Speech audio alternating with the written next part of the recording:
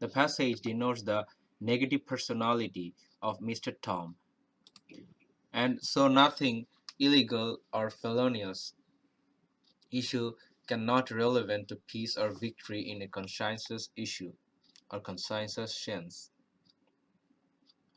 So blank one is appropriate with option B. Though is a detour sign here, which is to be opposite of wealth, affluence, or plenty, and so the word penury or a state of being poor in option E fits blank 2.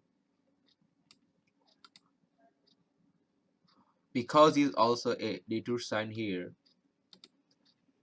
and so blank 3 should be fit with something that is not certain or transparent as mentioned in the passage.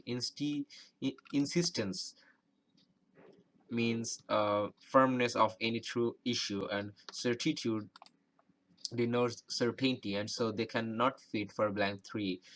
Dubiety as choice G